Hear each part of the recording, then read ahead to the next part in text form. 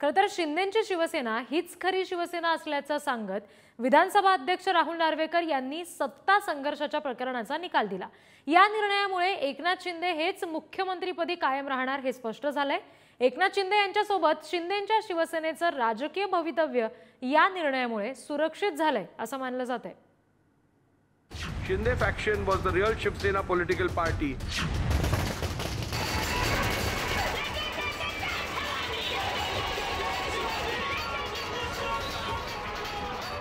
एकनाथ शिंदे यांच्या शिवसेनेनं राज्यभरात हा असा जल्लोष केलाय।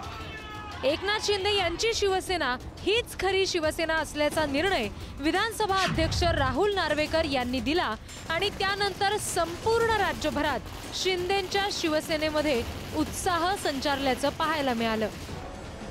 एकनाथ शिंदे यांनी शिवसेनेमध्ये फूट पाडली नव्हती तर बंड केलं होतं, यावर विधानसभा अध्यक्ष राहुल नार्वेकर यांनी शिक्कामोर्तब केलंय।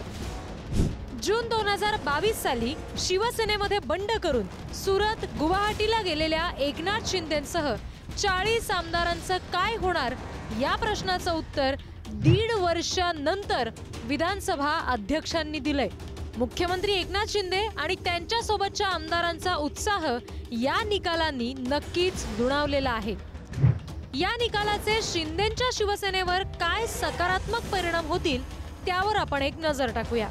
शिंदेंच्या शिवसेनेला अधिकृत शिवसेना म्हणून मान्यता मिळाली। खोके सरकार अशी ओळख पुसण्यासाठी हा निर्णय उपयोगी असेल। महायुतीमध्ये एकनाथ शिंदे यांचं महत्त्व वाढेल। लोकसभा आणि विधानसभा निवडणुकीत जागा वाटपासाठी महत्त्व मिळेल। अजित पवार आणि फडणवीसांना शिंदेंचं हे आव्हान म्हणावं लागेल। आगामी काळात स्वतंत्र पक्ष विस्तार करण्यासाठी हा निर्णय उपयोगी असेल। कुंपणावरचे आमदार, खासदार, जिल्हा पातळीवरचे नेते शिंदेंकडे येण्याची शक्यता आहे। महाराष्ट्रातील सर्व शाखांवर दावा करण्याचा मार्ग आता मोकळा झालाय। या निर्णयामुळे उद्धव ठाकरेंच्या शिवसेनेवर आणि मोठ्या संघर्षावर मात केल्याचं एकनाथ शिंदे यांच्या शिवसेनेनं दाखवून दिलंय।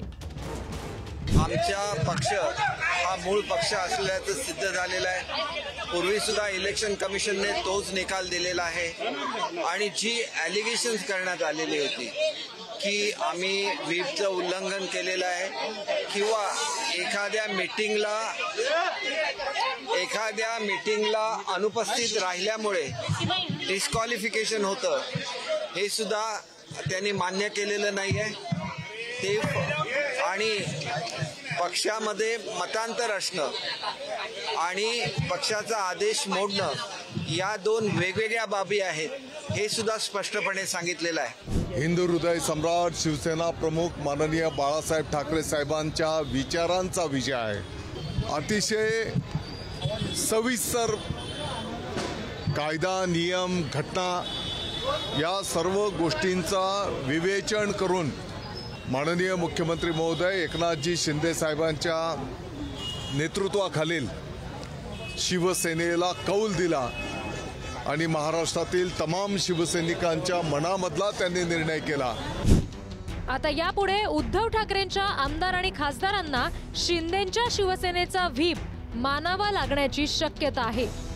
दुसरीकडे विधानसभा अध्यक्षांच्या या निर्णयाविरोधात ठाकरेंची शिवसेना सुप्रीम कोर्टामध्ये जाणार आहे।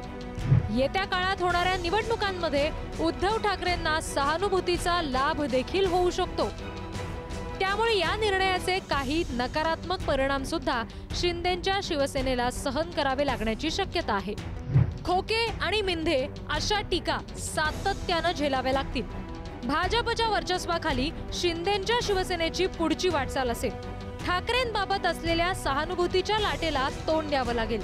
ठाकरेंच्या शिवसैनिकांशी स्थानिक पातळीवरचा संघर्ष वाढेल। लोकसभा, विधानसभा निवडणुकीत स्थान सिद्ध करावं लागेल। महाशक्तीपुढे यापुढे एकनाथ शिंदेंना पूर्णपणे झुकावं लागेल असा संदेश सुद्धा या निर्णयातून जाण्याची शक्यता आहे। लोकशाहीचा गळा घोटलेला आहे। शेड्यूल 10 हे जर या लोकशाहीमध्ये घटनेमध्ये महत्त्वाचं असेल तर मग ज्यांनी गद्दारी केली, ज्यांनी पक्षविरोधी कृत्य केलं त्यांना डिस्क्वालिफाईड करायला पाहिजे होतं। आज त्यांनाही डिस्क्वालिफाईड केलेलं नाही आणि आमच्या 14 लोकांना देखील आमची आमदारकी शाबूत ठेवली आहे। याचा अर्थ काय? महाराष्ट्र जनतेने नेमकं समजायचं काय? आणि म्हणून ज्यांनी पक्षविरोधी कृत्य केलं त्यांना डिस्क्वालिफाईड करायला पाहिजे होतं। सुप्रीम कोर्टाने हे सगळं सांगितलेलं आहे, त्याच्या विरोधात जाऊन आज अध्यक्षांनी निकाल दिला। हे महाराष्ट्राच्या राजकारणामध्ये आणि या लोकशाहीला घातक आहे आणि दुर्दैवी आहे। सुप्रीम कोर्टाच्या या सगळ्या गोष्टी सुद्धा अध्यक्षांनी आवरलेल्या आहेत। याचा अर्थ लोकशाहीचा मुडदा या ठिकाणी अध्यक्षांनी पाडलेला आहे। निश्चित याला शिवसेना सर्वोच्च न्यायालयात आव्हान देईल, कारण सुप्रीम कोर्टाने सगळ्या बाबी सुस्पष्टपणे केल्या होत्या। सर्व बाजू कोणत्या चुकीच्या कोणत्या बरोबर ह्या मांडलेल्या होत्या, परंतु फक्त त्यांना निकाल देतात नाही। विधानसभा अध्यक्षांनी या सगळ्या गोष्टी पूर्ण कराव्या अशा पद्धतीनं भूमिका होती आणि मला वाटतं निश्चित सुप्रीम कोर्टामध्ये आम्हाला न्याय मिळेल। राज्यामध्ये लोकसभा आणि विधानसभा निवडणुकांच्या तोंडावर लागलेल्या या निकालानं महायुतीला मोठा दिलासा मिळाल्याचं मानलं जातंय। महायुतीतल्या अजित पवारांच्या बंडाबाबत सुद्धा असाच निर्णय होण्याची शक्यता नाकारता येत नाही। सुप्रीम कोर्टात विधानसभा अध्यक्षांच्या निर्णयाला आव्हान देण्यात आलं असलं तरी लोकसभा आणि विधानसभा निवडणुकांच्या तोंडावर या निर्णयानं शिंदेंच्या शिवसेनेला तुर्तास तरी नैतिक अधिष्ठान मिळाल्याचं मानलं जातंय। शिवसेना पक्षाचं नाव आणि चिन्ह निवडणूक आयोगानं एकनाथ शिंदे यांना दिलं आणि त्यानंतर आता शिवसेना पक्ष सुद्धा शिंदेंचाच असल्याचा निकाल विधानसभा अध्यक्षांनी दिलाय। उद्धव ठाकरेंच्या शिवसेनेसाठी हा मोठा धक्का असला तरी एकनाथ शिंदेंसाठी मात्र ही भविष्यातली मोठी संधी मानली जाते। अर्थात हे सर्व निवडणूक आयोगाच्या संविधान विषयक निर्णयावर आधारित आहे हे विसरता येत नाही। भविष्यात सर्वोच्च न्यायालयानं त्याबद्दल वेगळा निकाल दिला तर काय, यावर सुद्धा बरंच काही अवलंबून असेल। पण तोपर्यंत कदाचित 2024 ची निवडणूक होऊन सुद्धा गेली असेल। ओमकार बाबळे, अजय मानेसह संदीप साखरे, पुढारी न्यूज।